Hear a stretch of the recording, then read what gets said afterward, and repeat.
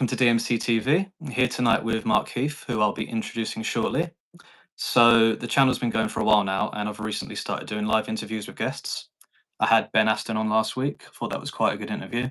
There were some audio issues, which hopefully I'll correct tonight. My wife's given me this little mic here, which might look a bit silly, but hopefully it will sort out all the audio issues. But no, please like and subscribe if you enjoy this chat tonight. As I say, I'm here with Mark. Mark is a very interesting character. I came across his story on GB News with Michelle Dubry. He was arrested for social media tweets during the Southport killings, the terrible murder of 3 little girls by Axel Rudibakana. And I'm here today. I just want to speak to him about his experience when he was arrested, ultimately be found in not guilty by a jury, his time in custody, all sorts really. So Mark, if you give yourself a little intro and we'll take it from there. Yeah, basically that. Last year, after the butchering of our kids, our children, the 3 little girls, I was quite active on X at the time. Probably said some things that I shouldn't have said. However, it certainly doesn't warrant getting arrested for. Hurty words, if you like. Same as a lot of people have. I was just one of 3-4 people that, when it went to trial, I went not guilty, and everybody that did go not guilty are sat out of prison as we speak. Everybody that went guilty is currently languishing in jails. But yeah, it was social media posts. You're quite right.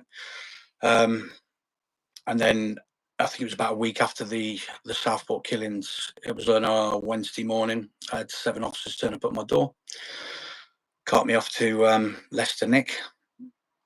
And yeah, it was just a bit of a whirlwind from there, really. I got quite ill during it all. My health wasn't great. But ultimately, I got sent to jail on remand for a few weeks. I always went not guilty from the start based on what they were trying to arrest me for, which was intending to stir up racial hatred. It was just my opinion. I'm a very opinionated person. You'll probably see that if you look at my X page. Quite a divisive figure, but I knew that I wasn't trying to intend to do any of that kind of thing, so that's why I knew it was a no, not guilty from the beginning. So I spent a couple of weeks in HMP Leicester. I got refused bail from the magistrates court. Then it got put through to Crown Court, which everybody that was arrested in relation to that was put through Crown Court and on terrorism charges. It was a way that they could give out longer sentences and to get you through the court system as quickly as possible. So that is what everybody got arrested with. When they started mentioning terrorism and stuff to me, I was like, whoa, what's going on here? But I stayed steadfast through it all. I managed to get my bail when it went to the Crown Court hearing, and I put my plea in. I do think I was only given bail because I was having some health issues at the time. It was quite bad for me at that time, but it is what it is. I was bailed for 11 weeks, tagged, had my passport taken, had a curfew. I wasn't allowed to go on any social media, and then I had a week-long trial in Loughborough, which was a magistrates court, but it was a Crown Court sitting in Loughborough.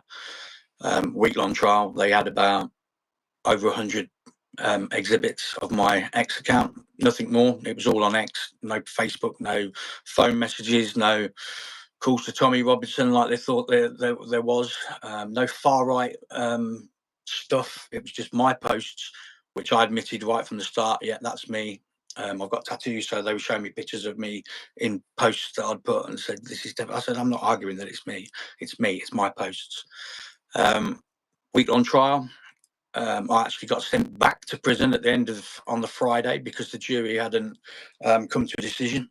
They spent all day on Friday deliberating. It's quite hectic, really. The court was. I've been in court before, but not for myself, and it was quite scary, to be honest. The picture that they paint of you of this racist far right thug. That is, and they build it up and build it up and build it up to a crescendo where the jury, even I was believing them, you know. But the jury went out. They was away all day, and they couldn't come to a decision. I know why that is. If you want to know, I'll tell you. But then on the Friday evening, The judge, who was a disgustingly horrible man, he put me back in prison on the Friday, even though I'd been at home all the time coming to court in a wheelchair. And for some reason, he sent me back to prison on the Friday, so I was back in for the weekend, and then went back on the Monday, and I was found not guilty. And that was after the jury asked. The jury said they couldn't come to a decision, so majority was the way they Mark, went. if I can just jump in there, sorry, if we can just rewind a little bit. So, obviously, during the Southport protest riots, whatever you want to call them, there were a lot of posts on social media, a lot of people getting arrested. Social media posts. Lucy Connolly is quite a famous one. Did you see other people on the news getting arrested? And were you then expecting yourself to be arrested for what you'd posted? On that Wednesday morning, I was up and about 7 o'clock in the morning, and I could see the police outside, all getting out of the car. I knew instantly why they were here, and that proved to be the case. I knew people were getting arrested. I knew, but I was quite confident that what I was putting was not inciting anything. It was, there's not one post that you'll find of mine that says to go and damage hotels, to any kind of violence at all. It was just my opinion on a lot of issues, and the majority of it was anti-Labour, anti-Keir Starmer, anti-government. There was some anti-radical Muslim stuff in there as well. And I'll put my hands up and I'll say that I got taken away with the name that was put out by the Channel 3 from Russia, Ali Al-Shakati. I got caught up in that, and I actually put that name out there as well. But yeah, I knew why they were there. I knew straight away. I knew that's what they'd be knocking on the door for. I didn't realise quite how serious they were trying to make it until that became obvious within a couple of hours of being at the police station. I'm getting interviewed by terrorism charges, and they start asking me if I'm far right, am I this, am I that? You're a racist, aren't you, Mr. Heath? I had a silent interview. I didn't say anything. It was quite funny when there's a thing that people were coerced into pleading guilty. That is true. That is 100% true. I've interviewed Cameron Bell, who literally filmed as she was walking home from work one night. She was coerced. Her boyfriend Kyle, he was coerced. The soldier Jamie, he was coerced. Everybody was coerced into pleading guilty. And I had a duty solicitor, so this was like, duty solicitor, yes, I would. And a Muslim woman came in. I thought, oh God, here we go. And her advice was to me to say nothing. She goes, what she said to me was, you are bang to rights. You're in the photos. You've already admitted that it's you. Just to say nothing at this stage, but nobody's getting away with this stuff. Advice to me on the interview, I said absolutely nothing at all. And the police are saying things like, you do realise, Mr. Heath, this is your first opportunity to put your defence across. It won't look good at you if you go to court, and you've had a no comment interview. And there was a point during that I asked him to go out so I could speak to the lady again. I'm like, are you sure this is the way to go? And she goes, listen, it's up to you. So I just stayed with that. I had a no comment interview, a silent interview, and then that was that. But the coercion thing was definitely there. That was definitely happening with everybody that got arrested in connection with Southport. I can vouch for that, and I'm just. It just saddens me that people didn't go not guilty, because there'll be a lot of people that are currently in jail that just would not be in there if they had a sensible jury like I had. The 3 or 4 people that didn't go guilty, they're all out. They all won their trials. Jamie What sort of pressure, Mark, was put on you? Was it by police officers? Was it by legal teams? What sort of comments were being made to you? Police officers, even being transferred to prison, all the G4 people, they were saying nobody's getting away with this. People are getting put away left, right, and centre. Your best bet is to go guilty. Police were talking about it in earshot, so I could hear it. The first person I spoke to legally was her. She was saying the same thing. And I've said this before, that if they'd have perhaps charged me in a different way, there could have been a chance that I would have gone guilty. If they'd have charged me with putting some crappy posts on X and saying some false information, or being too heavy with what I was saying, then I'd have gone guilty. But they were charging me with intent to stir up racial hatred, and I knew that I wasn't trying to do that because I was just offering my opinion. Um, Everybody, every step of the process, it was pressure to go guilty. Your best bet is to go guilty. That they were telling people, if you go guilty, then you'll spend your time on remand when it comes to whenever we'll send you home and things like this. And it just simply wasn't true. Lucy Connolly was led to believe that would be the case, and she's still in prison and failed in her appeal.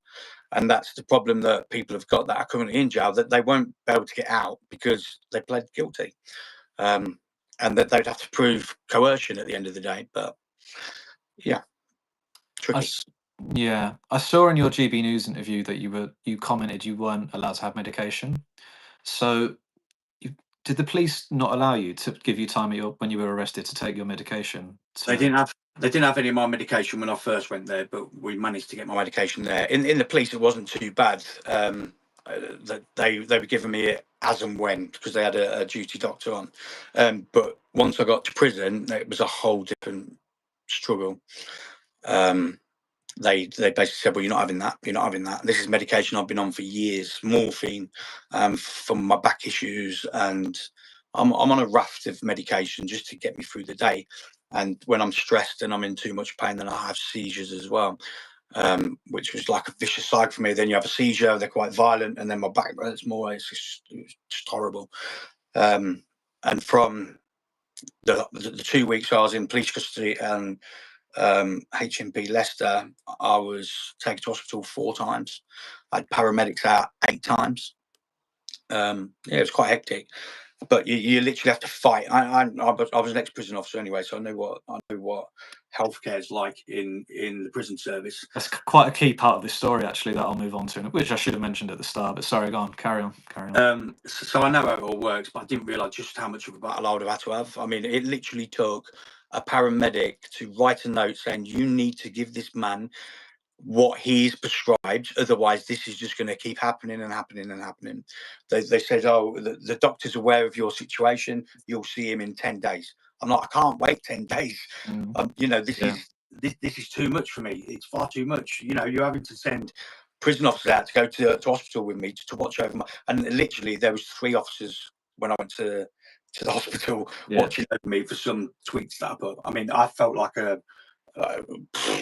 murderer, to be honest. They were that heavy-handed, and there was that. It was crazy, but yeah, I knew it'd be a battle, but I didn't realise it would be that much of a battle. But eventually, they compromised, and I got certain things at certain times, and it just about got me through. But initially, when I first got there, I had nothing. And were you being watched 24/7 by several officers at a time? Whilst I was in police custody, yeah. Yeah, and when I was taken to hospital, yeah. That's incredible, because we will go on to the tweets later. Because sometimes when I watch these interviews on the news, it's all your stories being spoken about, but the actual tweets aren't actually being discussed. So as a viewer, it's quite hard to actually know what has actually happened. So we'll get onto that in a minute. Um, what was the impact on your wife and your child when you were initially arrested? Can I ask that? Yeah. Obviously, my wife had my back no matter what. She knew I hadn't done what they said I'd done. She knows I'm a bit of a loudmouth. She knows I post some edgy stuff, but ultimately it's my opinion. So she stuck by me, which was nice. My lad really struggled while I was inside. Really struggled. And I mean, even when I was out, he was having counselling at school, and yeah, hit him really hard. But they were supportive nonetheless. Her family were very supportive of me. In fact, applauded me for taking on the establishment. So yeah, it was hectic. Don't get me wrong. We wouldn't want to go through it again. But at the same time, she was very supported. It affected my son more than my wife, but she obviously had to be strong for him at the time. Okay, no, no.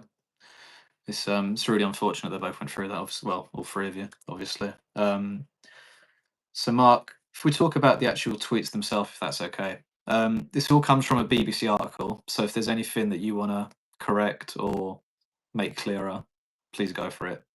You've already alluded to the fact that you named that the killer, you gave a false name, an incorrect name that was being given out, that was being rumoured about, that it was an asylum seeker who arrived on a dinghy, that the alleged killer was on a plane to Rwanda and he got stopped by Keir Starmer. And if I quote this one, those people now have blood on their hands as they kept a dangerous killer in Britain. And end the quote there. Why did you post these tweets when these stories weren't confirmed? Well, there was many people saying the same thing about the Al Shakati thing. The Rwanda things turned out to be true. The fact that he was a Muslim has turned out to be true. They're trying to make out the guy was a Has that? Has that? was a Welsh choir boy. We knew there's many people that knew it wasn't adding up from what we were being told by the government, and I put my hands up. I did mention that the name Al Shkati, and I hadn't verified that, and that's the lesson learned from the whole situation. But everything else that I put, I will stand by it, and I'll put it again. Sorry, Mark. Has it been confirmed that Axel was a Muslim? Because I'm not aware of that. Yeah, he attended mosque in Belmarsh Jail. Definitely a Muslim. Not aware of that. So I can't comment on that. But this mustn't be in the public domain because I'm not aware of that at all. Oh, it's definite. There's lots and lots of people online that have said the same thing. He's known to have gone to the mosque at Belmarsh prison. They found manuals in his house which was related to terrorism and that sort of thing. We were being gaslit by the government 100%. We were, and so I won't take any of that back.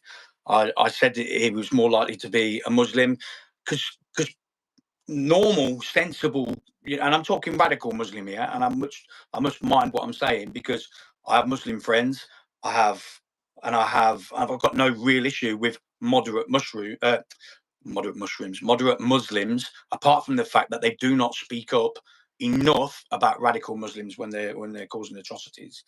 What I've said before in all my interviews is every single post that I posted around that time is on my profile. If anybody's interested, go and have a look. I've taken none of it down, not a thing. They're all there. Just go back to the dates, and you'll see everything that they used. They were using things like a stick man putting his hand up, and they were trying to make out that was a Nazi salute. And Okay. it was just a stick man saying, "If you're tired of this, put your hand up." And it was just a stick man like this, and they were trying to make out in court that what's this all about, Mr. Heath? I'm like, and it didn't clock with me at first. I'm like, what are you talking about?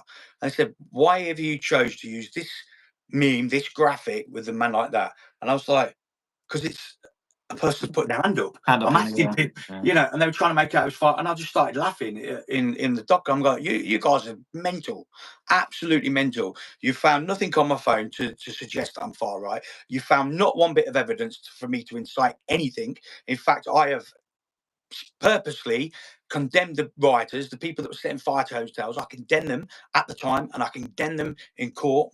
They're wrong. They shouldn't have been doing that kind of thing. You haven't got that on me. So all you're trying to do is create this narrative and build this picture to the jury. And I was like this in the court. And listen, it went for me at the end of the day, but it could have gone the other way, especially being going to court in Leicester. It could have gone a whole lot different. But I was quite lucky with the jury that I got. So before we move on to the trial itself, on your GB News interview, you alluded to the fact that you were attacked. Mm-hmm. Can you explain any more? I know it's been quite a few months now since the event. Maybe when it was fresh, I don't know what was edited out of that interview. Are you able to talk about that incident? Absolutely, mate. So you'll probably understand that going into prison with those sort of charges, you're going to have an X on your back anyway. And being a prison officer, Throw into the mix, being an ex-crew, it's even more so. Yeah. Now, this is the strange thing, right? So when I landed at HMP Leicester, I was in a wheelchair. I'd been in police custody for 3 days because they hadn't managed to do the charge because I'd been in and out of hospital. And when I arrived at HMP Leicester in reception, they said to me, "Do you want to go on a protection wing?" And I'm like, "Why?" And they said, "Because people know that you're coming. They know who you are." And I'm like, "How is that even possible? I've like literally only just been arrested a couple of days." They go, "They know who you are. They know what you're in for. But we have to offer you that protection." I said, "No way. Put me on the wing, and that'll be that." Um, and it was quite late on a Friday evening that I got taken there, so it was all a bit of a blur the first night. Obviously, woke up in the morning and do all the breakfast thing and all that kind of jazz, trying to get my head around what was going on. And then they unlocked for association, and within minutes of them opening for association, my door was unlocked. I'm sat in a wheelchair, and 3 guys came in and started smacking me about for a minute or two. And if it weren't for the guys next door, they would have perhaps done a better job than what they actually did. But I'm sat in a wheelchair at this point, and I've got 3 guys raining blows down on me. After that, it was fine. Nothing after that, but it was just that one That incident. must have been an awful thing to go. Goes without saying, an awful thing to go. Was there no police, no officers anywhere near? I don't know how. I've never, thankfully, never been I inside tell a you prison. what, mate, So the state of prisons in the UK at the moment, from when I was a prison officer, it's a different world.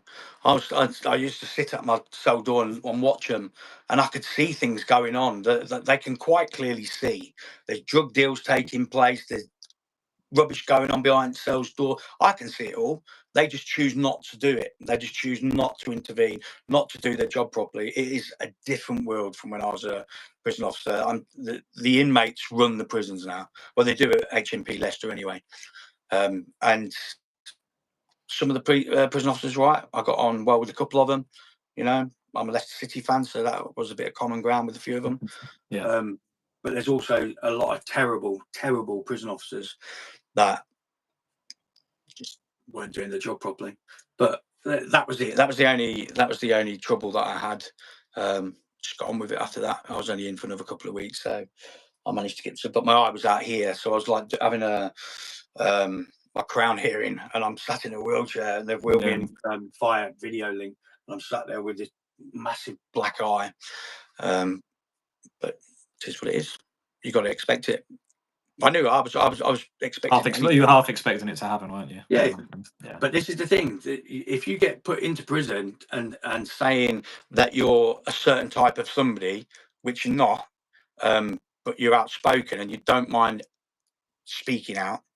Listen, the government done their job. Yeah, they stopped everybody from talking. They stopped everybody from posting. Everybody's now terrified to say what they want to say.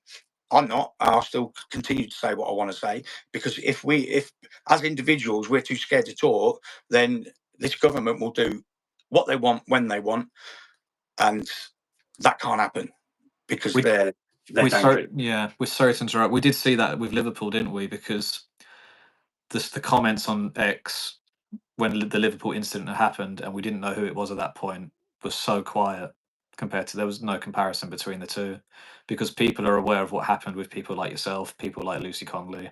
And that's where it's job done, isn't it, for the government? They've done what they set out to do. It stopped the riots. It all fizzled out quite quickly, and then they've put. I think there's over 1,000 arrests made. Me being one of them. Job done as far as they're concerned.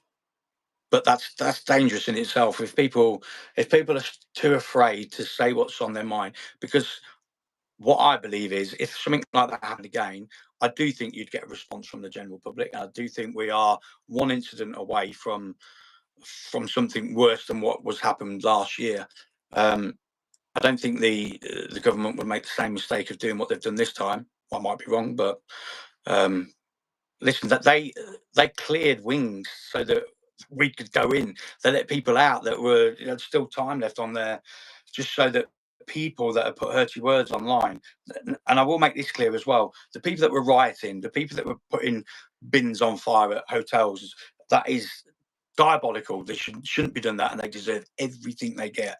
But people like myself, Jamie Michael, Lucy Conley, that have just But throwaway. Lucy Conley put one comment on, which she took down after 2 hours because she knew, perhaps that was a bit too harsh, and that was it.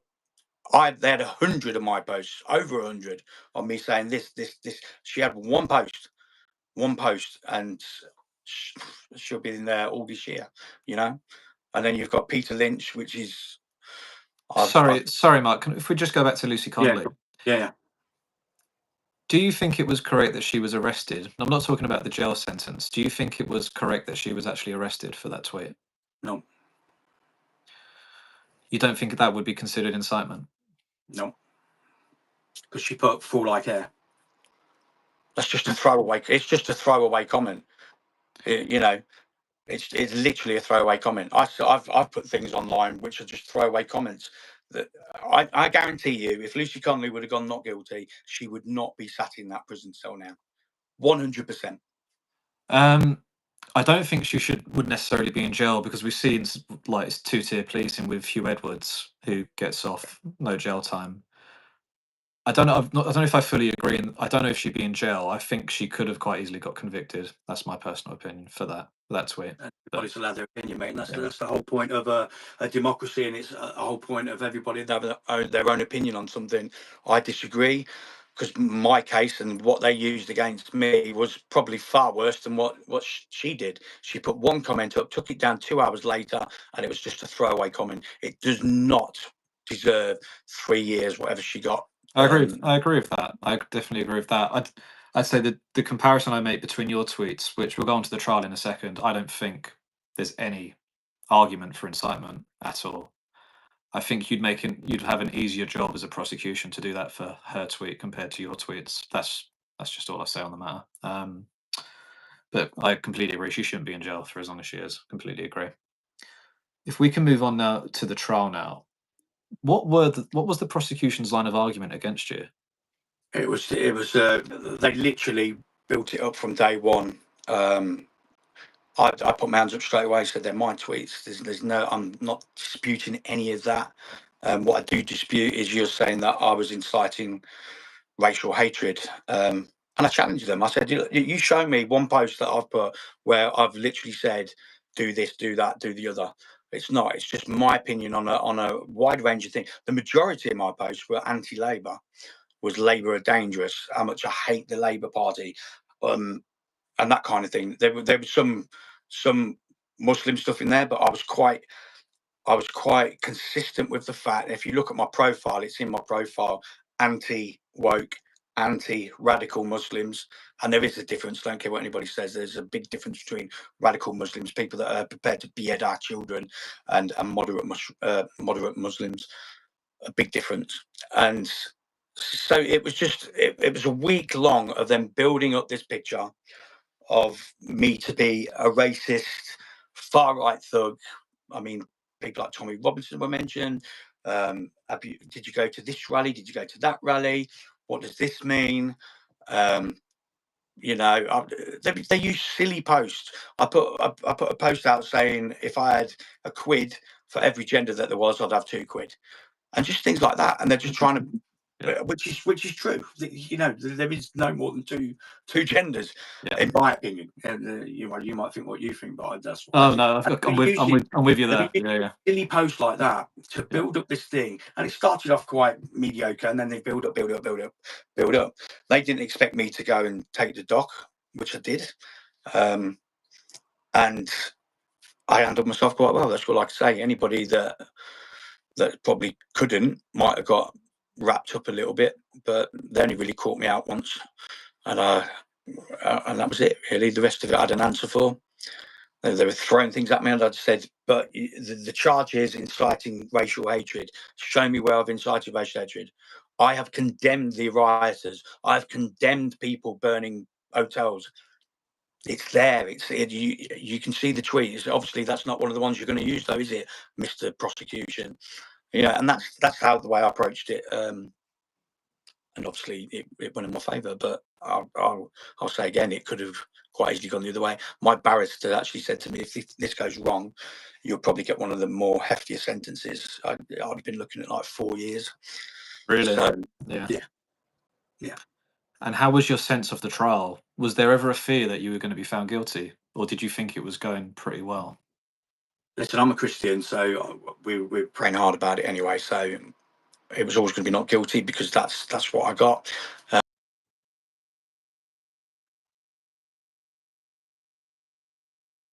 Yeah, I asked for a Bible, and I spent lots of time with God.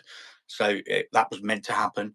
And if I was going to get locked up, it was because that was meant to happen as well. So I was quite easy with it all. You know, the one time I did get panicked was when they'd been out for the majority of the day on the Friday, and you can send questions back to the judge if you want. So they had been deliberating, and they sent a question back to the judge, which you call everybody back in for. So I'm like back up in my wheelchair, and they're Mr. Heath, the jury have asked a question. This is the question, and the question was, can we find him guilty on just one tweet, or does it have to be the whole lot? The judge took Right. great pleasure in saying, no, jury, you can find this man guilty on just if you think one of those tweets overstepped the mark and incited racial hatred, just one. So you go back now. And I thought, oh, damn, that's it. Yeah. I did think at that point, wow, I thought the jury deliberation was going the opposite way to it was actually going, because they were obviously saying we can't send him to prison for this.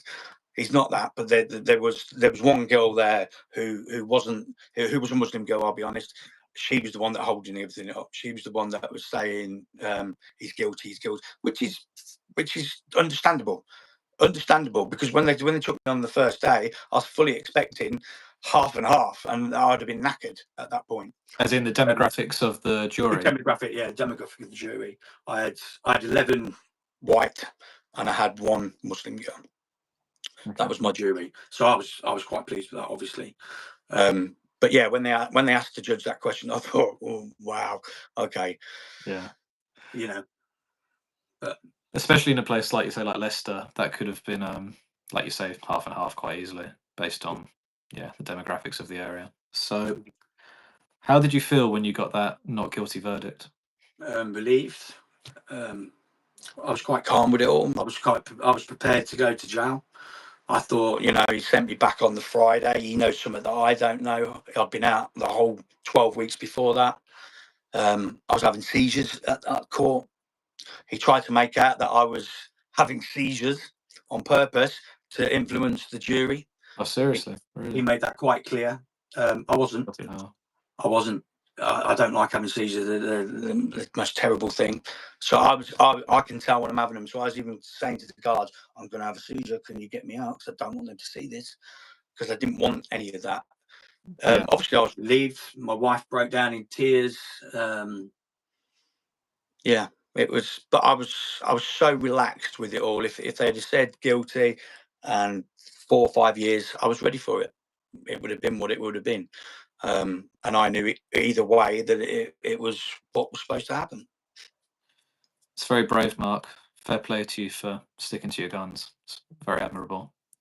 Were you compensated? This is where you were arrested and put in custody for obviously something that you're not found guilty of. So were you compensated afterwards? I looked into this afterwards because a lot of people said the same thing. You get compensated because of your health wasn't looked after properly, all that kind of thing. The way and I spoke to quite a few people about it, and nobody wanted to take on the case. You have to sue the CPS.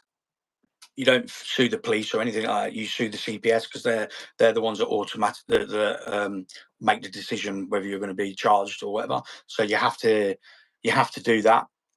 I approached 4 or 5 different law firms to see if they would, and I give them a whole, like I'm talking to you now, of what had happened. Nobody wanted to touch it. Just too political, basically. I don't know, but I don't know what the answer was. I thought I was not guilty, but if you, it kind of makes sense now. If you think that everybody that's gone to court ever all put compensation claims in because of this, that, and the other, it would be a never-ending thing. So I understand it, but I did think that I had a good case purely because of my health. Yeah. That was the angle I was taking. But they pretty much all said, look, this is not worth pursuing. It won't get you anywhere. You're taking on the CPS. You were arrested for a reason. That's how this country works. You're put in front of a jury, and they've ultimately decided that you're not guilty. But that could have ultimately been the other way as well. So I do get it, but I definitely looked into it, but it wasn't an option. No, I'm very surprised. I actually wouldn't have been surprised if that would have been an automatic thing. Um, like you say, you were arrested for something you were ultimately found that you'd done nothing wrong for. I didn't know if it was, I don't know, naive of me, a certain amount per day, hundreds or thousands. No idea. I thought the same. That's why I looked into it. But Yeah, after speaking to them, and I do get it. But It is what it is.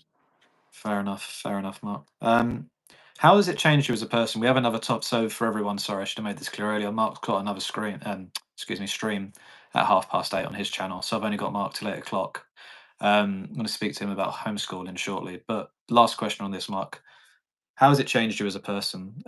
This whole experience. it's made me more opinionated. It's made me go after the government more. It's made me Speak out harder. It's made me put full effort into my following has gone from 4,000 to 26,000 since and I use it for putting out what I want to get out. It's put a fire in my belly more than what it was before. So it's got to have the opposite effect for somebody like me. But then I can also see how it would have the different effect on somebody else. But for me, I do the same as what you do. I interview people. I'm more vocal because this is the sad thing, that people are too scared to say anything, and that is a dangerous thing to get into, when it comes to governments, and just letting them do what they want and have no opposition to what they're doing to us as individuals. And I do wish that more people would speak out. So it had the opposite effect of what they wanted. And my boss was saying, please don't go on social media, please don't do this again. And I've my posts are there to read. They are what they are. But ultimately, all the time, it's my opinion. I'm quite conscious of what I put, i.e., not to be insightful, not to be racist. But if we can't have an opinion on a certain demographic, a certain age, a certain government, a certain person, then what are we? We might as well be, North Korea. Sure. No. Thank you for that. Just got a few comments before we move on to the next topic. So Rose has said, hi, Mark. And then we've got a few comments from Jamie. Basically saying that Starmer was pressuring the authorities to coerce people into the guilty verdicts. That's something you'd agree with. It came from the top. 100%. 100%. I put a post out earlier. Somebody put on one of my posts.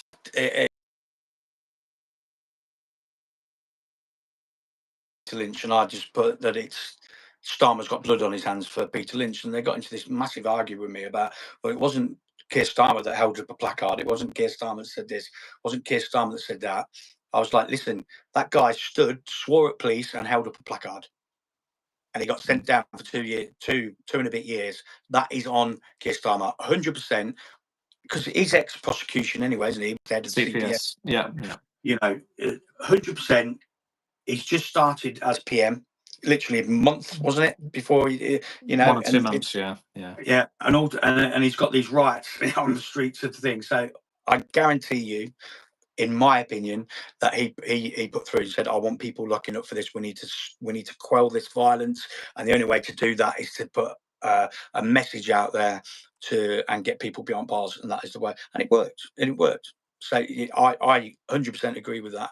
Keir Starmer's to blame. Yeah. Thank you. Okay, Mark, we'll move on now to the next topic of the night. We've only got 20 minutes or so. To do with your son's homeschooling. You've taken him out of state education. So a few days ago on Twitter or X, you posted, the deed is done and my boy is officially no longer to be indoctrinated by the state. No woke agenda, no Islam, and safe at home. So talk us through that, Mark. What was you and your wife's thought process in taking your child out of school, essentially? My son we sent my son to a Christian school, which we searched for. That taught the Bible and Christian things, and they've literally just gone in the last year or two woke and every Monday afternoon teaching Islam and mosque visits. So initially I'd rang the school and because it was just dropped into the curriculum, like nothing there, no opt-out form, no nothing. So I rang up, I said, look, I don't want my boy being taught that. It's how, you know, I don't have to give a reason for that. We're a Christian family. I don't want him being taught that I don't consider a religion. I consider it an ideology of hate, barbarism. I made my point clear, and they took him out the lessons. And then I asked for the curriculum for the following year, which DEI is then brought in quite, because it'd be his last year of primary school. So they start doing sex education and things like this, and what was going to be taught then. We saw it's little things happen. Like there was a book with a picture of a bloke with a belly saying "Daddy's pregnant," and just stuff like that. It just doesn't sit right. It doesn't sit right with me. I mean, we laugh, but this is what they are making. They're normalising this stuff for our children, and if people don't stand up and question it and fight back, sorry, Mark, is this in a Christian school? Yes. Is it a Catholic school or is it a Church of England school? What is it? It's a CV school. Okay. No, because I went through Catholic education and it was 10 or 15 years ago. I might be wrong. I just can't imagine that in a Catholic school, for example. It was there. We made our thoughts known to the head teacher. She obviously knew what went on with me last year, so she obviously thought she goes. She's obviously got my number. Yeah. You know, she knows what I'm all about, obviously. And then I'm ringing her telling him I don't want my son taught that in school. We brought him with Christian school, but there was a lot of reasons in the end. The straw that broke the camel's back was that we found out from another parent who had questioned the school on their protocol in case of a terrorist incident or a lone nutter with a gun, and the school doesn't have one, and they've got no intention of having one either. And that was just, you know what, I don't like what you're teaching. I don't like, you know, the way it's going. I've done a lot of research, and if you watch later, I've got three people coming on my show. Done a lot of research of who's home educating in my area. I live in a small county, and there are hundreds of people that are home educating. I've read statistics like in an average week, a child actually has 3 quality hours of learning. Yeah. 3 in a whole week, you Sure. know. Yeah. And the more I looked into it, and the more I spoke to people, and the more, you know, we're in a position where we can, because I don't work because of my health. So I'm here so I can do it. And it just got to that point, mate, where you're thinking, look, I don't like what's being taught. I don't like the fact that I don't feel like schools are safe anymore. Whether there's anything ever happened at a school, you know, nothing would have ever happened at the dance class last year until it happened. And I just feel like I'm the best person that can keep my son safe, you know.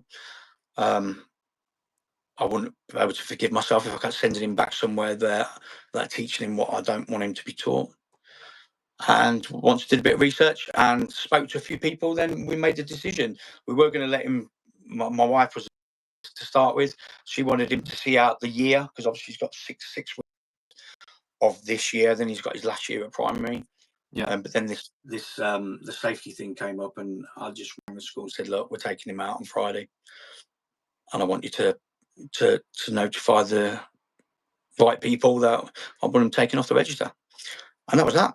And today was his first day of being home educated. Not that we've done a lot; we was in the pool all day. Nice hot day. But so that was the process. Is there no formal process? Have you been contacted to say you're doing this too quickly? no. Nothing. Listen, if you home educating and homeschooling are two separate things. Home educating is that you're taking responsibility that you're going to educate your child what you want. Homeschooling means that you're still going to follow the curriculum, but you're going to do it at home. Right. So that's when you have visits. That's when you have people coming to check that you're doing what you should be doing. Sure. When I told him he was coming out, the headmistress sent me an email saying we have to advise all parents to contact the inclusion team. The inclusion team are people that come and check to see what you're up to. The inclusion team, I can exclusively reveal, I've not been contacted, because we don't want anything to do with that. He will be home educated.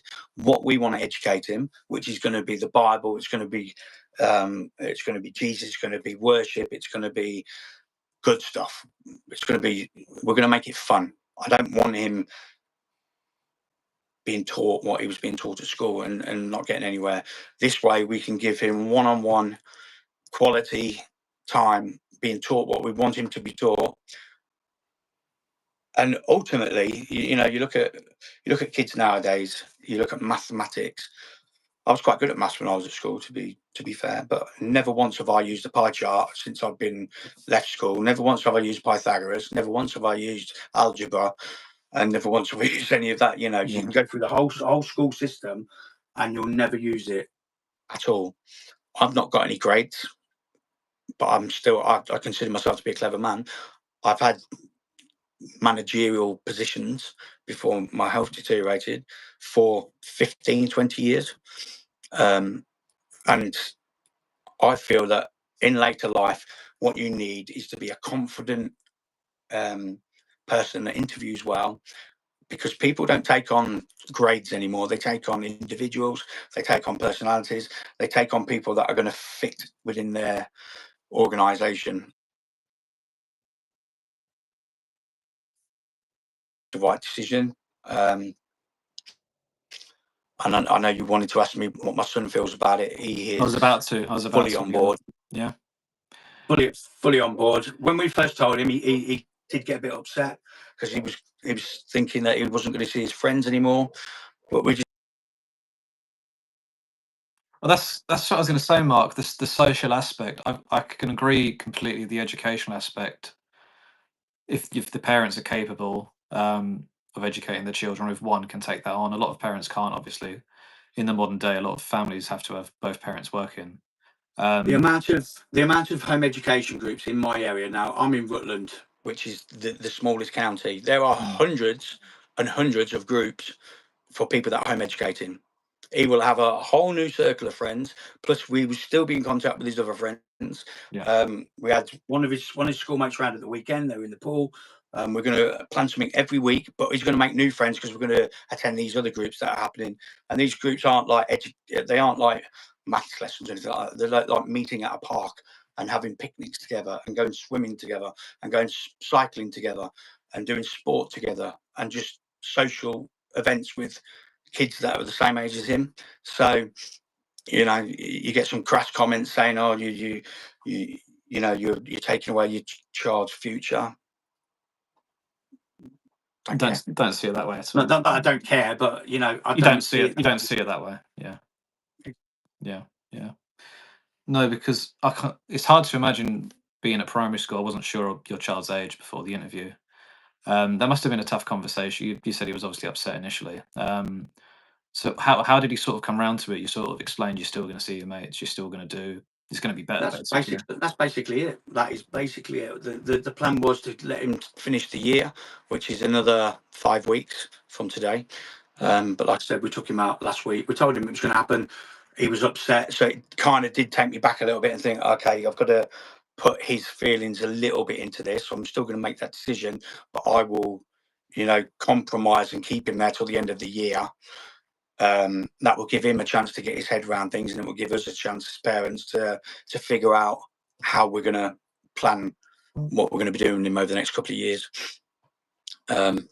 So yeah, there was tears to start with, and it was just basically his friends. That's all his concern was. Sure. But like I say, it's something that's not an issue, because he'll probably see more of his friends outside of school hours than what he's ever done. And so, have you had a bad reaction? Did you allude to that from some friends and family about what you're doing? No? No, okay. Not at all. My wife's parents, they questioned it, said, what are our reasons? They're South Africans, so they live in South Africa, so they don't really know what's going on over here anyway.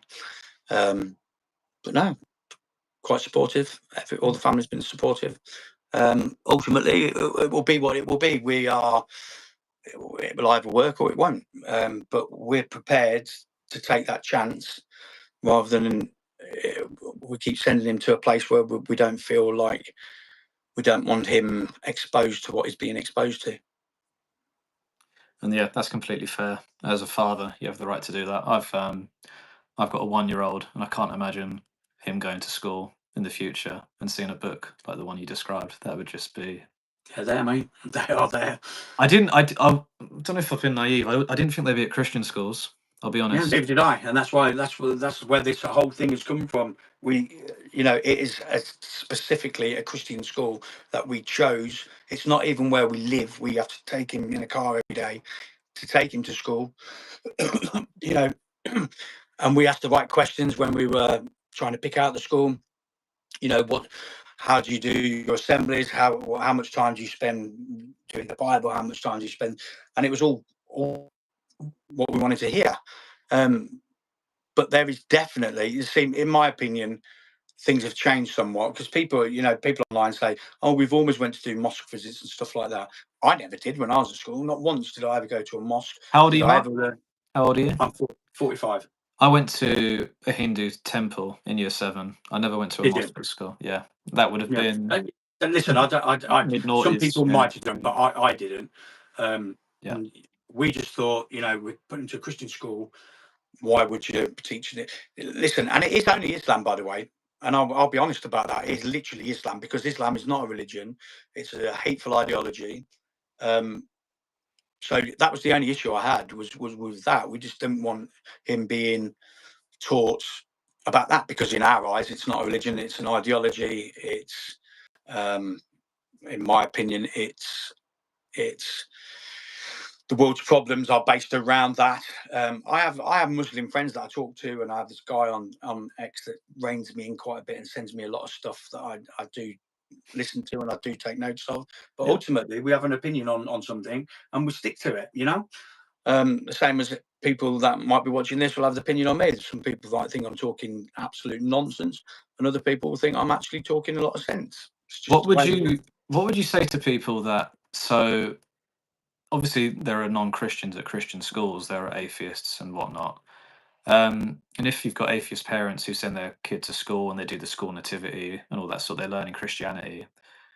Why could you then not, with your son, in your example with Islam, why can't you then speak to him? Because obviously with the atheists going to a Christian school, they're going to say, okay, Johnny, whatever, we don't actually believe this. What would you say to people that, or what would you say to people that would say, why can't you just do it in a similar way? You're being taught that, but we're Christians, that's not our belief. Well, we do. We've had many conversations with him about that. Many conversations. And ultimately, it's every parent's right to have your child excluded from any lesson, any religious lesson that you don't want them to be involved with. But they don't tell you that.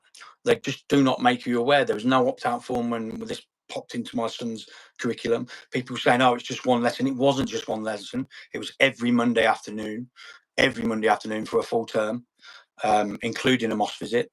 We know full well that it wasn't just us that complained. There was others that did too, because the mosque visit got cancelled with no explanation. People just don't listen. How old did you say you was again? I didn't, but I'm 29. Okay, yeah. So you're a lot younger than me. But in my lifetime, I've seen the London bombings. I've seen the Manchester Arena. I've seen Southport. I've seen stabbing. Everything. And there's one common denominator in that. So after a while, you kind of start thinking a different way. I think we've been more than accommodating to this religion, this ideology, but it's now becoming like we can't actually say anything. We can't actually question anything, because we're then classed as racist. We have to accept them, but they don't have to accept us. We have to accept what they believe. When I was a prison officer, we weren't even allowed to. You're not even allowed to search an inmate. search an inmate if they're praying. So if you cannot search the Quran unless they specifically say that you can, so you know where all their bits and bobs were. It seems like we have to accommodate them, but they've got no. Don't get me wrong. Some people do integrate, but the vast majority do not want to integrate. We're just not compatible.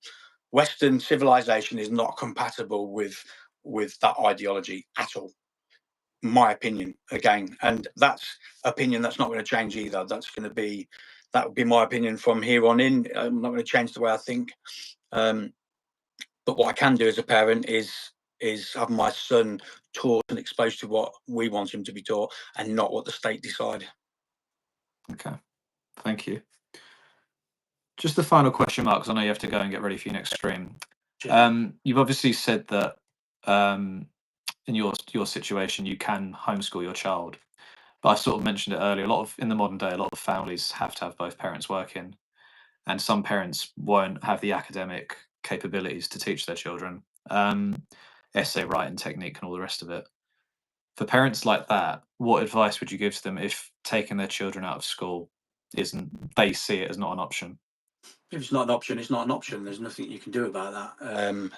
But what I'd say is my advice is, which I'll say tonight as well a bit later on, is don't see it as homeschooling. If you're going to homeschool a child, that means you will be following a curriculum, you will be following set lessons, you will be having people come to your door. What people need to be doing is home educating. Then you take your child off your register completely, but it has to work for that family. It just so happens we can do it, but there's going to be an awful lot of families that can't do that. So ultimately, you carry on as you are. But what I would suggest is just keep an eye on what's being taught to your child. What's the curriculum for that term. Question it if you want to, and if you want your child taken out of certain lessons, then you've got every right to do that, and so that would be the case. But you can only do what you can do. We're lucky enough that I can do it. A lot of families won't be, but what I'd say is just keep a close eye on what your school is up to with your child. Yeah, absolutely. No, wise words there at the end. Mark, thank you so much for this tonight. Really appreciate it. Like I say, it's only the second time I've done this. Did it with Ben Aston last week. No, you're good, mate. Yeah, you're all good. So thanks so much. Do you want to tell people where they can find you, especially for the stream in half an hour or so? Yeah, so X is my main account. That's at Mark Heath 45. Okay, perfect. And your YouTube channel? Question by Mark. Question by Mark. It's on my profile on my X account. There's a link there for it. Okay, brilliant. Mark, thank you so much for tonight, and thanks everyone for watching. Great to have you on. Cheers. Thanks. All the best.